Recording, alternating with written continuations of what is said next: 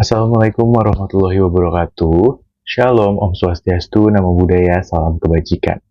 Kami dari kelompok 7 ingin mengucapkan selamat datang di video pembelajaran mengenai Pricing Decision mata kuliah pemasaran internasional. Adapun kelompok kami terdiri dari Anggia, Moreno, Ananda, dan juga Johanna.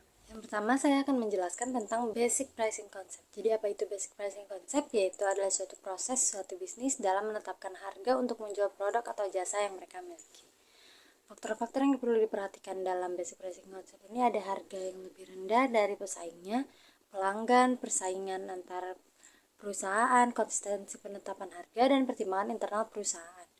Selain itu, yang perlu diperhatikan juga dalam penetapan harga pasar internasional atau global, yaitu perlu mengembangkan sistem penetapan harga yang mempertimbangkan harga dasar, batas atas harga, dan harga optimal.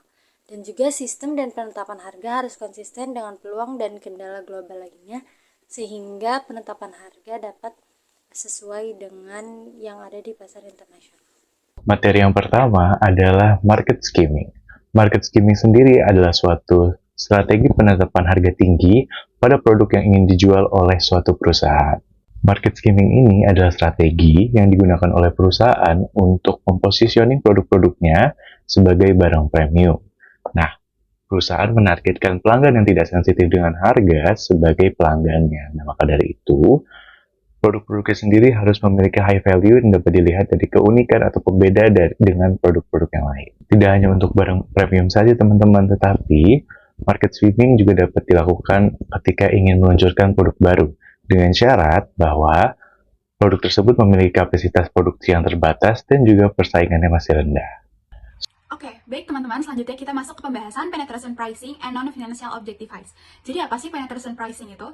Penetration pricing merupakan strategi menetapkan harga awal rendah untuk cepat memperoleh pangsa pasar. Target umumnya digunakan oleh pesaing baru di pasar. Tujuannya, beberapa perusahaan menggunakan strategi ini untuk tujuan non-finansial. Senjata kompetitif mereka, harga digunakan untuk memperoleh atau mempertahankan posisi pasar. Banyak perusahaan yang meluncurkan produk baru tanpa inovasi yang cukup untuk perlindungan paten, terutama pada bidang makanan.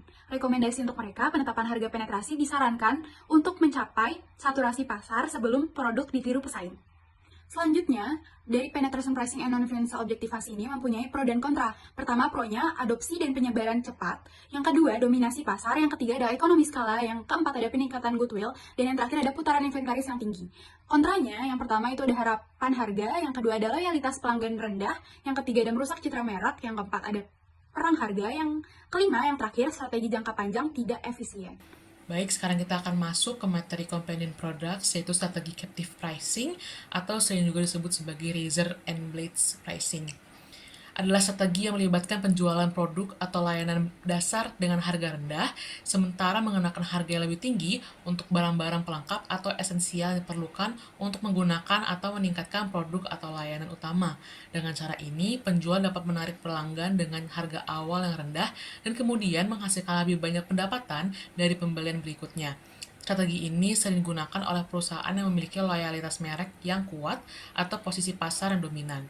Penetapan harga captive dapat membantu meningkatkan volume penjualan, retensi pelanggan, dan profitabilitas, tapi juga menghadapi beberapa tantangan dan resiko. Selanjutnya ada target costing. Target costing ini adalah memastikan bahwa tim pengembangan akan menghadirkan produk yang menguntungkan ke pasar, tidak hanya dengan tingkat kualitas dan fungsionalitas yang tepat, tetapi juga dengan harga yang sesuai untuk segmen pelanggan dan sasaran. Salah satu pendekatan yang digunakan adalah traditional cost plus approach. Proses dari target costing ini yang pertama yaitu ada menentukan segmen yang akan dibidik, kemudian biaya target, mengalokasikan target costing ke berbagai fungsi produk. Jika tidak mencapai produk tidak akan diluncurkan dan tidak boleh diluncurkan.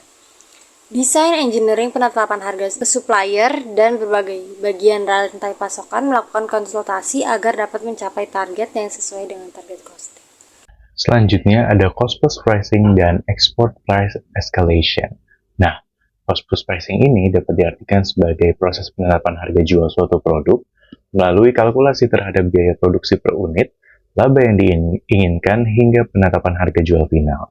Berikut adalah beberapa faktor yang mempengaruhi harga final suatu produk. Yang pertama, apakah harganya mencerminkan kualitas daripada produk itu sendiri? Yang kedua, apakah harganya kompetitif? Yang ketiga, bagaimana strategi pricing yang digunakan? Lalu jenis diskon dan biaya pemasaran yang digunakan? Bagaimana harganya di segmen pasarnya? Lalu strategi yang tersedia dan bagaimana permintaan pada pasarnya? Apakah pemerintah negara target ekspor akan memandang produknya sebagai produk berharga wajar atau eksploitatif? Hingga strategi atau memahami undang-undang mengenai dumping. Oke, selanjutnya kita akan membahas current fluctuation. Yang pertama, fluktuasi mata uang itu menimbulkan tantangan dan peluang bagi eksportir. Yang kedua, melemahnya mata uang menguntungkan bisa menaikkan harga ekspor atau mempertahankan harga margin lebih baik. Yang ketiga, penjualan luar negeri pendapatan meningkat saat diterjemahkan ke mata uang yang lemah. Yang terakhir, mata uang negara asal menguat, tidak menguntungkan karena pendapatan luar negeri berkurang. Baik, sekarang kita masuk dalam materi inflationary environment. Inflasi atau perubahan tingkat harga yang terus meningkat adalah sebuah permasalahan di banyak pasar negara. Peningkatan jumlah uang beredar dapat menyebabkan inflasi yang sering kali tercermin dalam harga barang impor di negara yang mata uangnya telah didevaluasi. Kenaikan harga komoditas dan bahan baku telah meningkatkan tekanan pada harga berbagai barang. Persyaratan penting untuk penetapan harga dalam lingkungan inflasi adalah mempertahankan margin laba operasi atau operating profit margins. Jika terjadi, inflasi memerlukan penyesuaian harga karena alasan sederhana, yaitu karena kenaikan harga jual harus dapat menutupi kenaikan biaya. Oke, next ada Government Control Subsidies and Regulation. Kebijakan pemerintah dan regulasi memainkan peran penting dalam pengelolaan harga di pasar internasional.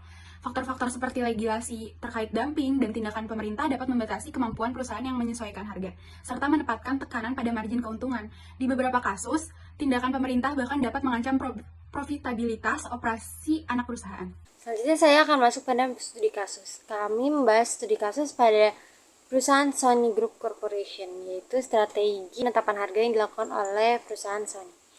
Jadi saat Sony mengembangkan Walkman pada akhir tahun 1970-an, rencana awal menetapkan harga retail sebesar 50.000 mencapai titik impas. Namun dirasa bahwa harga 35.000 diperlukan untuk menarik segmen pasar remaja yang sangat penting.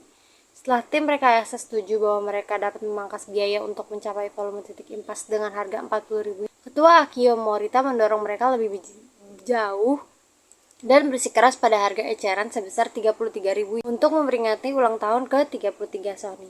Dengan harga itu, bahkan jika produksi awal 60.000 unit habis terjual, perusahaan akan kehilangan $35 per unit. Meskipun penjualan lambat segera setelah peluncuran Walkman pada bulan Juli 1979, penjualannya meledak pada akhir musim panas. Sony telah menggunakan strategi penetapan harga dengan banyak produk lainnya. Ketika pemutaran CD portable sedang dikembangkan pada tahun 1980-an, biaya per unit pada volume penjualan awal diperkirakan melebihi $600. Menyadari bahwa ini adalah harga yang tidak dapat diterima di Amerika Serikat dan pasar target lainnya, Ketua Morita memerintahkan manajemen untuk menetapkan harga unit dengan kisaran $300 untuk mencapai penetrasi. Karena Sony adalah pemasar global, volume penjualan yang diharapkan untuk dicapai di pasar-pasar ini mengarah pada ekonomi skala dan biaya yang lebih rendah. Baik, sekarang kita masuk ke kesimpulan. Penetapan harga adalah aspek krusial dalam strategi pemasaran global. Proses ini melibatkan pemahaman mendalam tentang pasar lokal, persaingan, regulasi, dan faktor-faktor ekonomi yang mempengaruhi perilaku konsumen.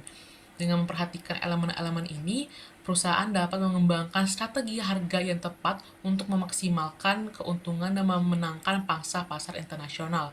Namun, pentingnya adaptabilitas dan fleksibilitas dalam menghadapi perubahan pasar dan dinamika global juga tidak boleh diabaikan. Dengan demikian, pricing decision menjadi tidak hanya tentang menetapkan harga yang kompetitif, tetapi juga tentang menciptakan nilai yang berkelanjutan bagi pelanggan di berbagai pasar internasional. Baik, sekian pemaparan materi dari kelompok kami mengenai pricing decision. Terima kasih telah mendengarkan dari awal hingga akhir. Kurang lebihnya mohon maaf, namun sebelum itu izinkan kami memberikan sebuah pantun. Biru laut seperti kolam, ikan paus pandai menyelam. Dari lubuk hati yang paling mendalam, kami tutup presentasi dengan salam. Wassalamualaikum warahmatullahi wabarakatuh.